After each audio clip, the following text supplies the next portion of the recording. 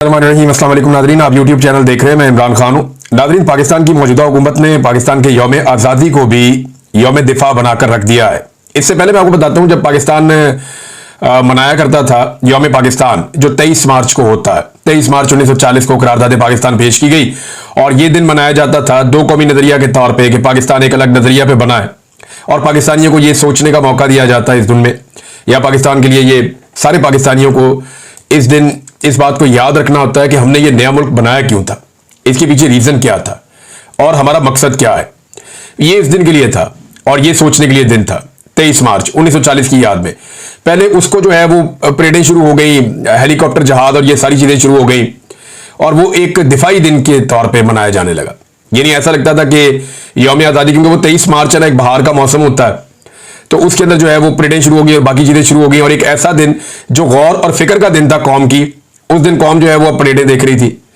फिर उसके बाद जो है वो यौम दिफा पाकिस्तान जो है वो एक दिन है 6 सितंबर, जब पाकिस्तान और भारत के बीच में एक बहुत बड़ी लड़ाई हुई थी और भारत ने पाकिस्तान पे हमला किया था 1965 में, तो पाकिस्तान ने भारत को जवाब दिया था। और वो एक ऐसी लड़ाई है जिसमें पाकिस्तान ने एक बड़ी मुश्किल जंग भारत से लड़ी थी और पाकिस्तान को इसमें इस बात पे कामयाबी हासिल हुई थी कि भारत कामयाब नहीं हो सका था, क्योंकि पाकिस्तान की तरफ से अटैक नहीं किया गया था तो हमने तो कोई इलाके लेने नहीं थे, लेकिन भारत ने लाहौर पे कब्जा करना था, सियालकोट पे कब्जा करना था और बहुत सारे इलाकों पे भारत वो करने में नाकाम रहा और पाकिस्तान ने अपना दिफा किया। तो यौम दिफा तो वो है। अब 14 अगस्त भी जो है वो, इसको देखें आप, तो वो भी यौम दिफा ही नजर आ रही है। यानी एक दिन बच गया था पाकिस्तानियों के पास, अब वो भी एक दिफाई दिन के तौर पर मनाया जा रहा है। ऐसे लगता है सारी की सारी हुकूमत जो है वो एक जंग के खब्त के अंदर मुब्तला है। भारत के साथ एक लड़ाई हुई पाकिस्तान की, उसमें भारत के तैयारे गिर गए। तब से लेकर अब तक यानी हमने 1 इंच जमीन भी फतह नहीं की, लेकिन भारत ने अपनी बेइज्जती इतनी ज्यादा करवा ली और उसके तैयारे पाकिस्तान की एयरफोर्स ने ऐसे गिराए जैसे सिटिंग डक्स होती है। तो भारतीय तैयारे गिरने के बाद से लेकर अब तक पूरी पाकिस्तान एक जंगी जुनून के अंदर मुब्तला किया हुआ है। भारत ने अभी भी पाकिस्तान के पानियों को रोका हुआ है, अभी भी कश्मीरियों के ऊपर मुजालिम कर रहा है। 1 इंच जमीन अभी तक हमने फतह नहीं की और ना हम अपना पानी अभी तक भारत से छुड़वा सके। लेकिन इसको एक अपॉर्चुनिटी के तौर पे लिया पाकिस्तान की मौजूदा रिजीम ने और 14 अगस्त के ऊपर जो सारे वो बांटे गए एजाज़ात, वो भी इसी तरह बांटे गए जैसे कि बंदरबांट हो रही है।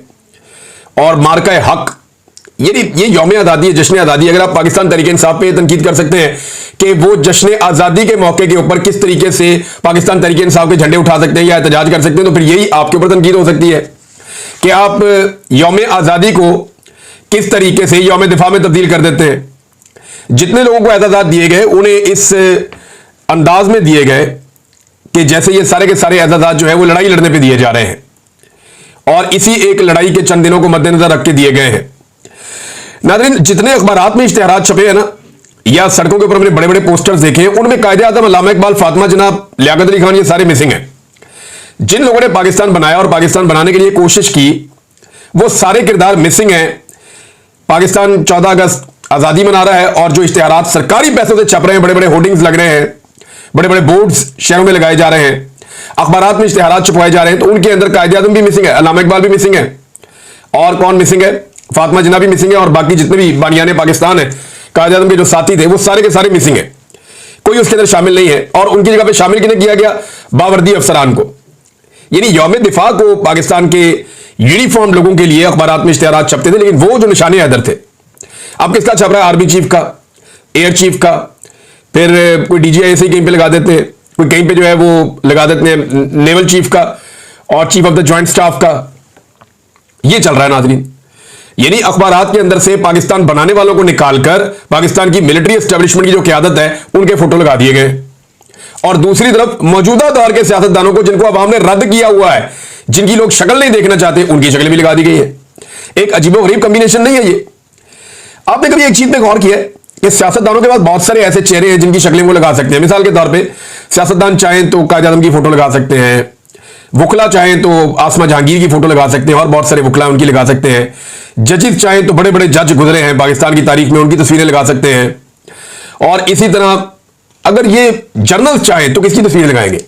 अगर जर्नैल चाहें तो कोई रिटायर्ड जर्नैल ऐसा है जिसकी फोटो लगा दे निकाल के अखबार के अंदर, जनाब ये बड़ा काबिल फख्र है। मुशर्रफ की फोटो लगा सकता है कोई, ज़िया-उल-हक की फोटो लगा सकता है कोई याया खान की फोटो लगा सकता है, कोई अयूब खान की फोटो लगा सकता है? नहीं लगा सकता। सिर्फ हाजिर ड्यूटी फौजी की ड्यूटी करती है ये कौम। और ये निजाम सिर्फ हाजिर ड्यूटी ऑफिसर की ड्यूटी करता है, ये निजाम और किसी की नहीं करता। आज जिन लोगों की फोटोज लगी हुई है ना, जिस दिन ये लोग रिटायर हो गए, देखें कल तक जनरल बाजवा का तोती बोलता था इस मुल्क में, आज किसी एक अखबार में एक छोटा सा फोटो भी उसका नहीं है, क्लिप भी उसका नहीं है। जनरल बाजवा बिल्कुल ही फारग हो गया, कुछ भी नहीं। हालांकि जनरल बाजवा के दौर में भी 2 तैयारे पाकिस्तान ने गिराए थे भारत के, और तब भी भारत को एक शिकस्त दी थी। अब ज्यादा तैयारे गिरा दिए, लेकिन जनरल बाजवा सिरे से गायब है। और अदवार में भी पाकिस्तान ने बड़े कारनामे किए थे।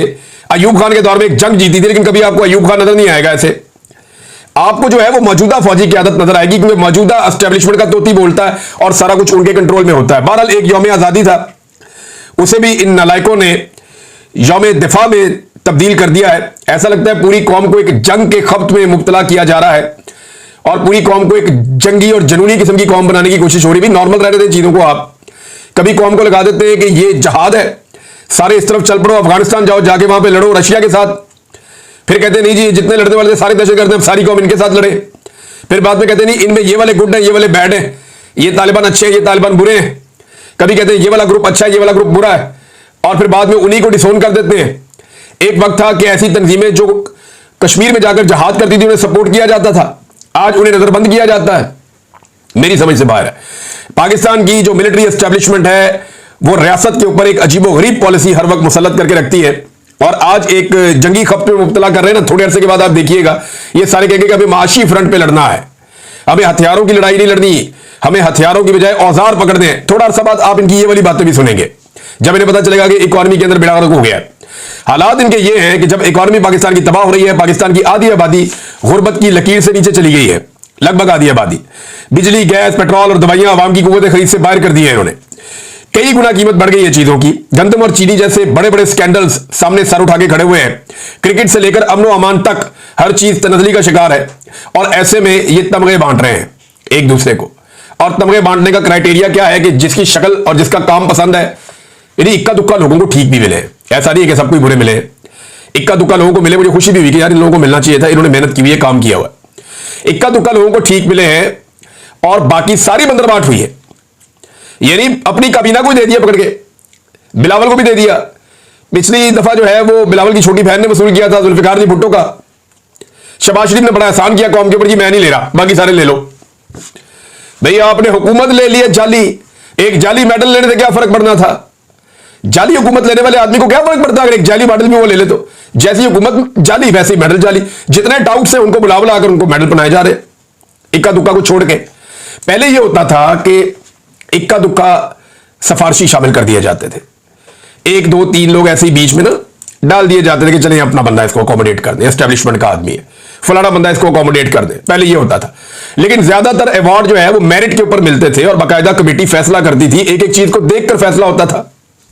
अब इक्का दुक्का बीच में ऐसे जिनको मेरिट पे मिल रहा है, बाकी सारे की सारी बंदरबाट हो रही है। वो उमर फारूक जो है उसको दोबारा मिल गया मेडल, 5 महीने पहले उसको मेडल दिया था, 5 महीने के बाद सदारती मेडल दोबारा मिल गया। ये घड़ियां गुड़ियां इकट्ठी करता है, जेवर और चीजें इकट्ठी करने का शौकीन है, तो अब मेडल इकट्ठे करेगा ऐसे, तो पाकिस्तान क्या हर साल इसको मेडल बनाएगा?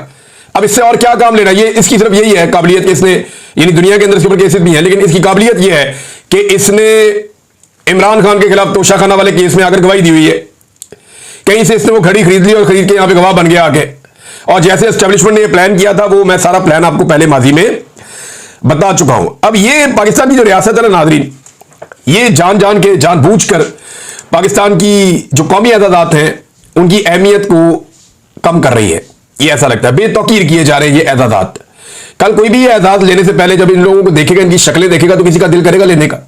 तो यार इनके साथ खड़े होकर मैंने ये एजाज लेना है तो मुझे क्या फायदा ये एजाज लेने का? टाउट्स को एजाज मिल रहे हैं, पसंद और नापसंद की बुनियाद के ऊपर एजाज दिए जा रहे हैं। पाकिस्तान में बेशुमार ऐसे सहाफ़ी भी हैं, ऐसे लोग हैं जो मुस्तहिक हैं और जिनको मिलना चाहिए ये एजाज। मैं उन्हें जानता हूं, जाती तौर पे जानता हूं, मुझे पता है कि इन्हें मिलना चाहिए। मदर अब्बास साहब को बुलाए ना, अगर जर्नलिज्म का अवार्ड देना आपने तो बुलाकर आप उन्हें दे अवार्ड। लेकिन क्योंकि वो बात वो करते हैं जो कड़वी लगती है हुकूमतों को, तो शायद आपको पसंद नहीं है। और बहुत सारे, मैं 1 दर्जन नाम ले सकता हूं अभी इसी वक्त बैठे बैठे, लेकिन मैं एक ही आपको मैंने मिसाल दी और बहुत सारी ऐसी मिसालें कि जिनके ऊपर आप उंगली भी नहीं उठा सकते। भाई जिन्हें अवार्ड मिलना चाहिए वो तो जेल के अंदर बैठा हुआ है। ये तो वो सारे लोग हैं जिनको अवार्ड दिए गए जो चुप करके बैठे हुए थे मुंह पे उंगली रख के। ये तो इनके लीडर तो नाम लेने के लिए तैयार नहीं थे, मोदी का या इंडिया का। जिस वक्त लड़ाई चल रही थी, ये तो इस कैलकुलेशन में थे कि पाकिस्तान लड़ाई हारेगा तो क्या करना है, पाकिस्तान लड़ाई जीतेगा तो क्या करना है। जेल से कैदी नंबर 804 पहले मौके पे खड़ा हो गया था। कैदी नंबर 804 ने पहला स्टेटमेंट दिया था और पूरी ताकत से वो भारत के खिलाफ खड़ा हो गया था। हालांकि देखें, पाकिस्तान तहरीक इंसाफ हो या वो लोग जो जुल्म और फस्तायत का मुकाबला कर रहे हैं, गुज़िश्ता 3 साल से पाकिस्तान की मिलिट्री एस्टेब्लिशमेंट से उनको शदीद शिकवे और गिले हैं। उन्हें मार पड़ी, जुल्म हुआ, जबर हुआ, फस्तायत हुई, उनको जो है बहुत नुकसान पहुंचाया गया। और यही जिन इदारों की उन्होंने सपोर्ट की इस जंग में, उन्हीं इदारों के सरबराहान ने उनके खिलाफ फैसले किए और उन्हें नुकसान पहुंचाया, लेकिन इसके बावजूद वो पाकिस्तान के लिए साथ खड़े हुए। ये अवार्ड उन्हें मिलने चाहिए थे। जिन लोगों ने तकालीफ बर्दाश्त की फिर भी पाकिस्तान के साथ खड़े हुए पूरी ताकत से, ये अवार्ड उन्हें मिलने चाहिए थे। ये अवार्ड आपने साबिर शाकिर साहब को क्यों नहीं दिया? क्योंकि वो पाकिस्तान के साथ खड़े हुए पूरी ताकत से, और उस वक्त खड़े हुए जब वो 3 साल से जिलावतनी की जिंदगी गुजार रहे हैं। इमरान खान को क्यों नहीं दिया, जो कैदी है, जेल के अंदर है, जुल्म बर्दाश्त कर रहा है, अपने मुंह से कहता है कि फील्ड मार्शल आसिम मुनीर की वजह से मेरे साथ ये सब कुछ हो रहा है, और वो आदमी भी पूरी ताकत से पाकिस्तान के साथ खड़ा हुआ इंडिया के मुकाबले में। अवार्ड तो देना उसका बनता था कि यार देखो, इसने उन लोगों को सपोर्ट किया जिन्होंने इसको तकलीफ दी और इससे नफरत की। लेकिन